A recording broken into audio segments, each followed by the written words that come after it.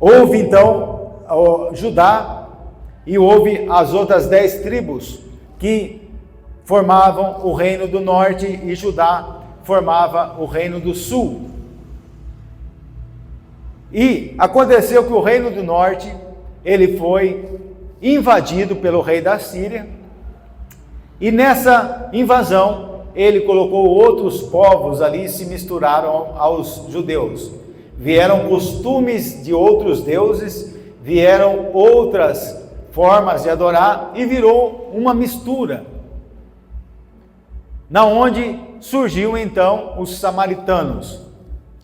Os judeus, eles não se comunicavam com os samaritanos. Então, aprendemos algo com Jesus aqui. Jesus veio quebrar todas as barreiras. Jesus veio acabar com todas as divisões e veio implantar o seu reino. O seu reino, ele não é físico. O seu reino, ele não é geográfico. É um reino espiritual, cujo seu rei reina para todo sempre. E o nosso rei é o Senhor Jesus. E o diálogo com aquela mulher foi interessante. Jesus estava indo, irmãos, novamente para a Judéia. E era necessário ali passar por Samaria, mas não por aquele caminho. Os judeus davam a volta, eles não entravam porque consideravam aquela terra amaldiçoada. E está aí nos discípulos, está aí no Senhor Jesus, e de repente eles veem Jesus entrando por esse caminho. Jesus vai até uma fonte de água, e ali, irmãos, de propósito, o Senhor Jesus tinha algo a fazer na vida daquela mulher. Jesus escolheu aquela mulher para ser uma propagadora do Evangelho. Jesus escolheu uma mulher que a sociedade rejeitava. Jesus escolheu uma mulher que ninguém dava nada para ela mais. Vamos ao diálogo que o Senhor Jesus ali se aproximando dela e usando ali o que estava na frente dele para apresentar para ela a pregação da palavra de Deus, o Evangelho de salvação. Jesus, ele estava cansado de viagem, era meio-dia, num sol muito quente. Lá vem uma mulher samaritana tirar água. Aquela mulher estava ali, irmãos, porque ela não tinha um convívio em sociedade. Ela era uma mulher com a reputação lá embaixo, desprezada. Ela tinha problemas nos seus relacionamentos. Ela teve 5 maridos e o que ela estava no momento não era marido dela. Ela tinha uma vida totalmente pervertida. Ela era desprezada, porque uma mulher naquela época já era desprezada. Imagina uma mulher que andava na imoralidade. Isso nos mostra que Deus, ele veio buscar aquilo que se havia perdido. Os sãos, eles não precisam de médico, mas sim os doentes. O Senhor Jesus, ele veio trazer o seu evangelho, mas muitas pessoas não vão ouvir a palavra de Deus. Muitas pessoas, irmãos, vão cometer o grande equívoco da sua história. Não vão ouvir a palavra de Deus, não vão abrir o coração para o evangelho, porque quando Jesus esteve, irmãos, aqui na terra pregando, muitas pessoas não deram ouvido ao evangelho.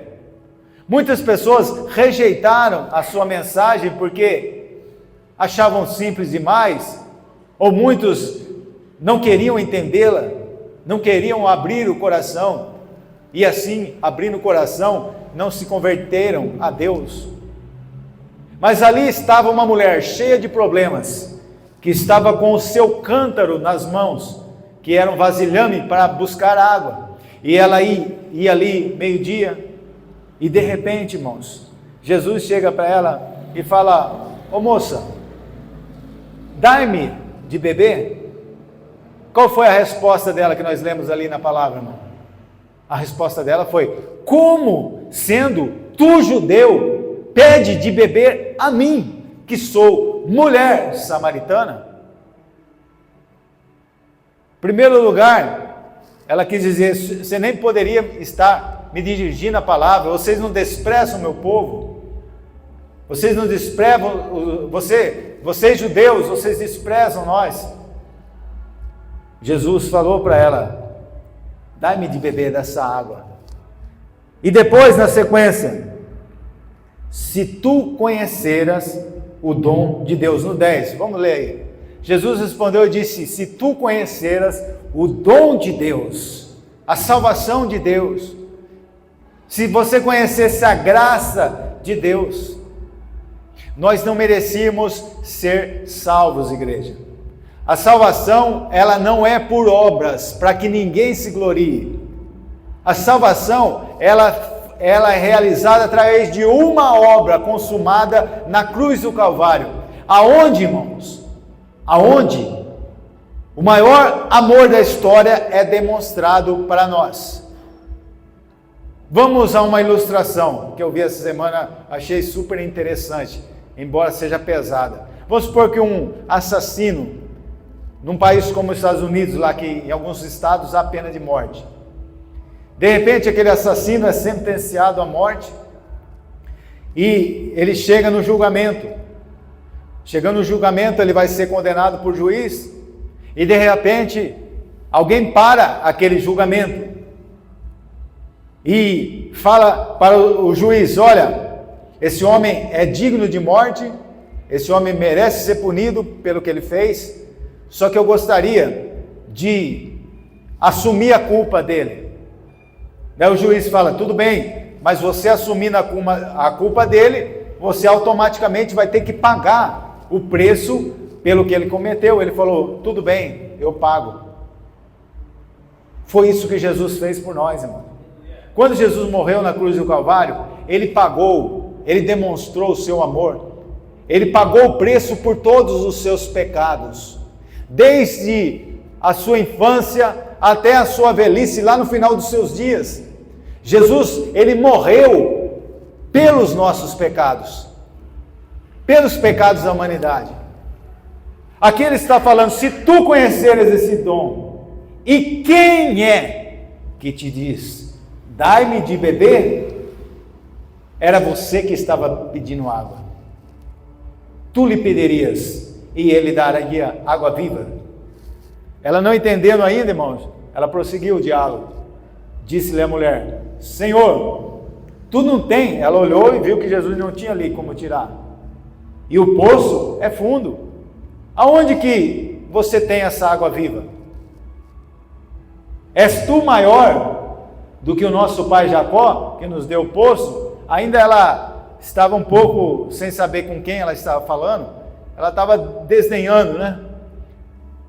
Bebendo ele próprio dele e os seus filhos, o seu gado. Por acaso você é maior do que Jacó? Mal sabendo ela que estaria falando com aquele que criou o universo, em cada detalhe do universo.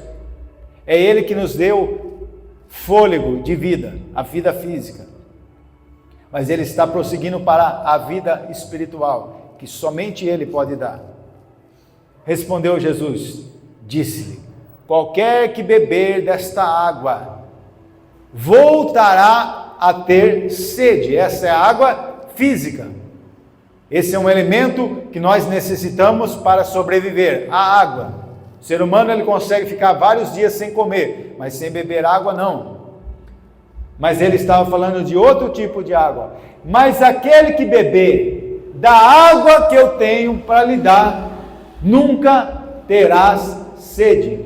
Porque a água que eu lhe der, se fará nele uma fonte de água que salte para a vida eterna. Ele está falando aqui do Espírito Santo, ele está falando aqui da salvação. Porque a partir do momento que o ser humano aceita Jesus, as pessoas, você já ouviu aquela frase assim? Todo mundo é filho de Deus. Biblicamente está certa essa frase, igreja? Pelo que vocês aprenderam na quarta? Não. Para se tornar filho de Deus, somente aqueles que reconhecem Jesus como Salvador. O restante são criaturas, todos nós éramos criatura. A única maneira de você se tornar um filho de Deus, a única maneira de receber essa filiação é através de Cristo. Porque não éramos filhos de Deus por natureza. A única maneira do ser humano se tornar filho de Deus é reconhecendo Jesus como seu único e suficiente Salvador. O restante da humanidade ainda é criatura. Quem ainda não se converteu, quem ainda não tomou essa decisão, é ainda uma criatura, ainda não é filho de Deus. Logo, a frase, todos são filhos de Deus. Não, somente o ser humano, segundo a Bíblia, se torna filho de Deus através de Cristo. Somente através de Cristo é que o ser humano se torna, então, um filho de Deus. Eu sei que por educação, para ser socialmente correto, você até fala assim, não, mas todos são filhos de Deus. Segundo a Bíblia, somente aqueles que creem são chamados, se tornam filho de Deus. Jesus está falando para ela aqui, ó, se tornará nele uma fonte que jorre para a vida eterna. Vamos para o próximo. O 15. Daí a mulher responde, Senhor, dai-me desta água, para que eu não venha mais aqui e ser envergonhada. Traduzindo era isso, irmão. Porque ela não podia conviver com as outras mulheres. Ela era abominável. Ela era uma mulher que era excluída. Ela era uma mulher que andava triste na sua alma, porque havia um vazio na sua alma. Então ela não queria mais voltar ali, porque para ela era terrível ir naquele horário, irmãos. Por que uma mulher ia meio-dia ali buscar água? Porque ela era uma mulher que estava totalmente, irmãos, perdida na vida. Mas ela encontrou o autor da vida. Ela encontrou aquele que tinha poder para saciar a sede que havia nela de pecar, de errar. Ela tinha uma sede. O pecado é assim, quanto mais você entra em algo que desagrada a Deus, às vezes o inimigo te prende com vícios. O inimigo prende você com coisas que não edificam, com coisas que vão te levar para longe de Deus, e você vai se afundando, e Deus quer te trazer de volta. Deus usa várias formas, mas nós endurecemos o nosso coração. Nós achamos que sabemos tudo. Nós queremos ensinar aquele que criou o universo, irmãos, a como trabalhar. Nós queremos ensinar aquele que sustenta todo o universo, todas as estrelas, todo o oceano, toda a areia do mar, tudo que Ele criou, o clima, todas as coisas que Deus criou. Nós queremos ensinar a Deus. Nós não queremos nos submeter a Deus, a sua vontade. Aquela mulher, ela tinha uma sede por fazer coisas que não agradavam a Deus. Ela era uma fracassada na vida sentimental. Ela estava ali com um homem que não era um homem dela, um homem que ela não poderia estar com ela. E Jesus, irmãos, disse-lhe assim, porque Ele sabia da vida dela. Jesus é onisciente, Ele sabe. Olha a revelação aqui. Jesus, Ele conhece, irmãos, o nosso interior. Jesus conhece as nossas intenções. Deus conhece as intenções do nosso coração. E Jesus conhecia a vida dela e conhece a nossa vida. Vai, chama o teu marido primeiro e vem cá, depois eu vou te dar essa água. Daí ela cai em si. A mulher respondeu e disse, não tenho marido. Ela era verdadeira, irmão. Ela só precisava de uma chance para mudar de vida. Eu não tenho marido. Disse-lhe Jesus, disseste bem, não tem marido.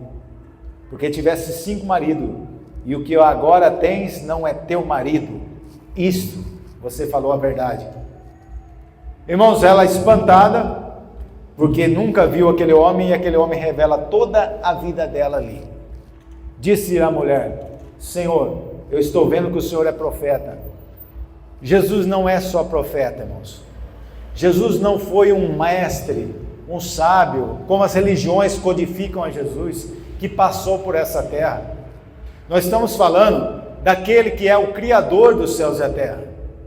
Daquele que se limitou à forma humana, com um propósito específico, para morrer no nosso lugar. Ele se fez homem, mas ele continuava sendo Deus Todo-Poderoso, E aqui, irmãos, vamos para os nossos pais. Havia uma dúvida, irmão, havia uma questão ali a ser resolvida. Porque o povo samaritano desenvolveu a adoração no Monte Gerizim. E os judeus adoravam no templo. E daí havia essa divisão, não, o certo é adorar no templo, não, o certo é adorar no monte. Daí Jesus falou, eu vou ensinar para você agora, mulher. Vós dizer que em Jerusalém é o lugar onde se deve adorar. E disse-lhe Jesus, mulher, crê-me, a hora já chegou, quem crê nisso? Crê-me que a hora vem, e que nem nesse monte, e nem em Jerusalém adorar o Pai. Vós adorai o que não sabeis, nós adoramos o que sabemos, porque a salvação veio dos judeus, veio da descendência de Davi. Mas a hora vem, e a hora chegou, é agora, em que os verdadeiros adoradores adorarão o Pai, de que forma, igreja? Em espírito e em verdade, porque o Pai procura as pessoas que adoram a Ele em espírito e em verdade. Quantas vezes entramos numa igreja, irmãos, o nosso pensamento não está aqui. O nosso pensamento está como vamos resolver os problemas da nossa vida. E aqui quem tem poder para resolver o poder da sua vida? Muitas vezes entramos com o nosso pensamento, turbilhão de pensamentos, várias questões, e nós se esquecemos de que aquele que criou o universo, ele se preocupa com cada detalhe da nossa vida. Aqui, irmãos, Jesus ensina para ela o poder da verdadeira adoração. Deus é Espírito. Deus é o que, igreja? O que isso significa? Que nós não podemos vê-lo pelos olhos humanos, mas que Ele é real no mundo espiritual. Que nós cremos através da fé, nós andamos pela fé e não por aquilo que nós vimos. E os que adoram a Deus, e importa que os que adorem a Deus, adorem em espírito e em verdade. A mulher disse-lhe, eu sei, ela conhecia a palavra, irmão, sabia que o Messias um dia viria para salvar o seu povo. Eu sei que o Messias, que se chama o Cristo, vem. E quando ele vier, nos revelará tudo. Disse-lhe Jesus, eu o sou. O que significa isso aqui, irmãos? Eu sou o Deus que criou o universo. Eu sou o Deus que nunca foi criado. Eu sou o Criador.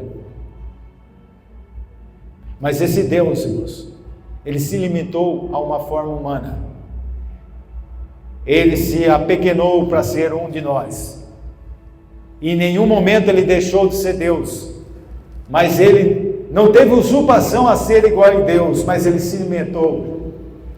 E como essa limitação humana é comprovada na Bíblia, ele teve sede e se assentou cansado de viagem e pediu de beber água para aquela mulher.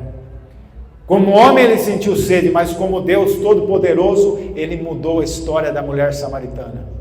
Quando você compartilha o Evangelho com alguém, você está sendo alguém usado pelo Senhor. E nisso vieram os discípulos e maravilhavam-se de que estivesse falando com uma mulher. Todavia ninguém lhe disse, que perguntas, ou por que falas com ela? Deixou, pois, a mulher o seu cântaro, e foi à cidade e disse àqueles homens, vinde e vede um homem que me disse tudo quanto eu tenho feito. Porventura não é esse o Cristo? Irmãos, a cidade inteira se converteu através do testemunho daquela mulher. Venham e vejam um homem que contou toda a minha história. Uma conversão, irmãos, tremenda ali. Ela decidiu servir ao Senhor Jesus e instantaneamente ela decidiu compartilhar essa salvação com mais pessoas. Muitas vezes nós achamos que nós não temos capacidade para pregar o Evangelho. Muitas vezes nós achamos que nós somos limitados. para ganhar almas, você não precisa ser um doutor em teologia.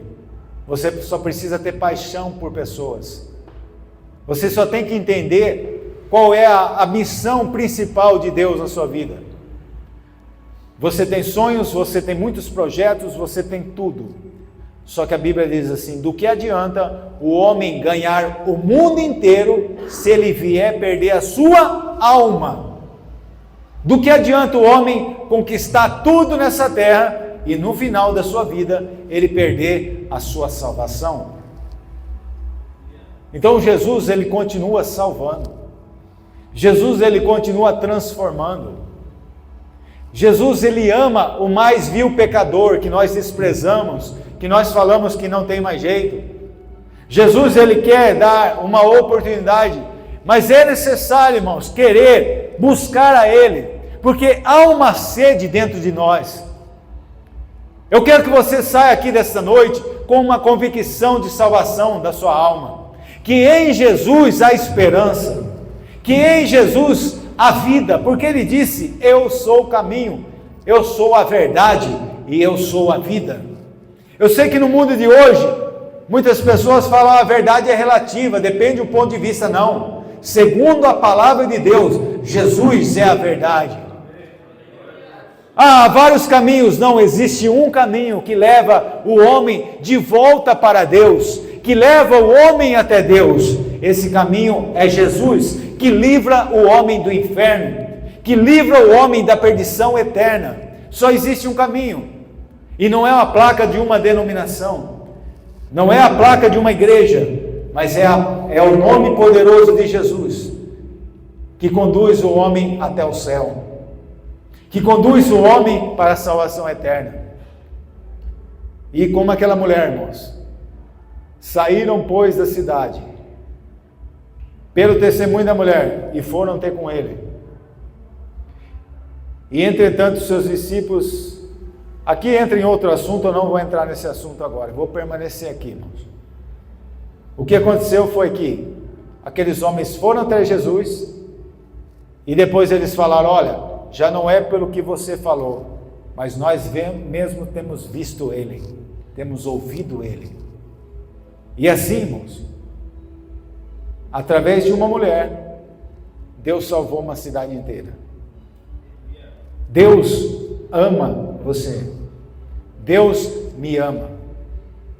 Nunca se sinta sozinho na caminhada, mas tenha convicção de que Deus está com você.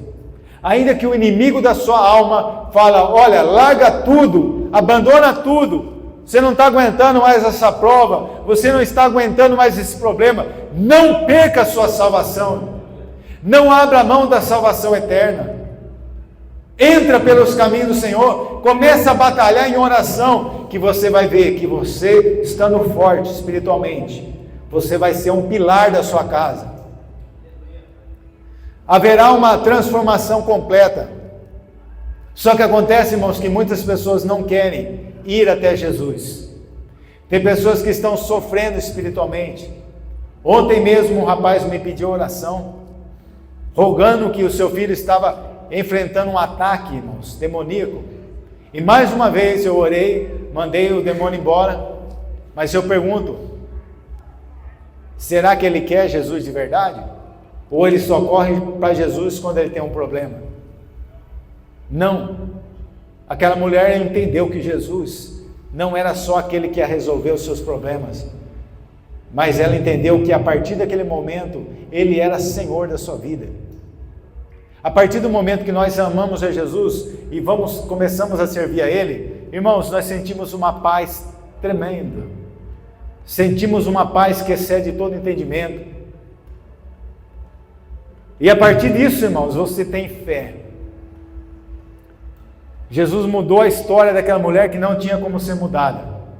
Isso significa que Deus opera no impossível.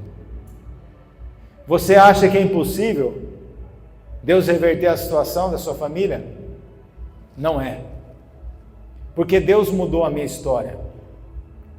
Eu estou pregando para vocês aqui. Se vocês me conhecessem há 20 e poucos anos atrás, eu não ia estar dentro de uma igreja. Talvez eu passaria aqui, ó, do jeito que eu estava, eu ia zombar até da igreja aqui. Ou ia falar como eu falei, eu nunca vou entrar nessa igreja aí. Embora na minha infância eu conheci alguns passos na fé. Eu desprezei o Senhor Jesus dos meus 14 anos de idade até os 18 anos. Não tinha fé em Deus. Havia somente um vazio na minha alma. Foi então cansado desse vazio e com uma sede que eu tinha do pecado, Deus colocou uma outra sede no meu coração. Até hoje, irmão, meus pais, meus irmãos não vão para a igreja, mas eu decidi. E por que eu vou à igreja? Não é porque eu sou pastor aqui, porque eu amo Jesus de todo o meu coração. Eu sirvo a Jesus Cristo. Eu tenho certeza que se eu for até o final, eu terei a minha vida eterna, a minha recompensa eterna. Mas até lá, irmãos, eu quero contemplar ainda maravilhas acontecendo. Eu quero contemplar curas, eu quero contemplar milagres, eu quero contemplar avivamento, pessoas se rendendo a Deus, pessoas sendo transformadas pelo poder do Evangelho. E nós temos essa batalha espiritual. Nessa batalha espiritual, eu vou contar um testemunho aqui de 1 minuto e já vou orar por você agora. Uma vez uma moça estava na porta da igreja, como está ali a minha nora. Chegou ali uma mulher, irmãos, que era feiticeira, colocou a mão sobre o cabelo dela e falou: que cabelo lindo. Ela falou que no próximo dia o cabelo dela começou a cair. Irmãos, existem muitas pessoas que se fazem de boazinha, mas são usadas pelo inimigo para tentar fazer algo contra a sua vida. Quem sabe alguém tentou fazer um trabalho para acabar com a sua vida, acabar com a sua história, mas maior é aquele que você serve, que te livrará você do laço do passarinheiro, te livrará dos laços de morte. E nós temos que agradecer a Deus, irmão, pelos livramentos que o Senhor nos deu, pelos livramentos que o Senhor tem dado e operado maravilha. Eu me lembro que no ano passado, eu lembrei do irmão Pedro aqui, eu sofri, irmãos, 2 acidentes, e os 2 era para ser gravíssimo, e eu me lembro de um deles, eu fiquei de pé assim, o rapaz pensou que ele cortou a minha frente, bateu, tum. E daí as pessoas olharam, você não vai ficar revoltado? Eu fiquei batendo assim, bati na perna. Ele falou: o que você está fazendo? Eu falei: eu estou tranquilo, pode ficar calmo, porque eu estou vivo, porque o Senhor colocou um anjo e me livrou, porque por muito menos pessoas partiram, e eu agradeci ao Senhor porque Ele cuida de mim. O Senhor, Ele me livra do laço do passarinheiro, Ele me livra da peste perniciosa, Ele te livra da seta que voa de dia, Ele te livra da mortandade que assola ao meio-dia, Ele te livra você de todo mal, de toda ação do maligno. Ainda que você não veja, Deus está guardando você, Deus está livrando você dos laços de morte. E nessa noite, no nome poderoso de Jesus, é uma noite de livramento, é uma noite de agradecimento, é uma noite de laços de morte serem cortados e o nome do Senhor ser glorificado.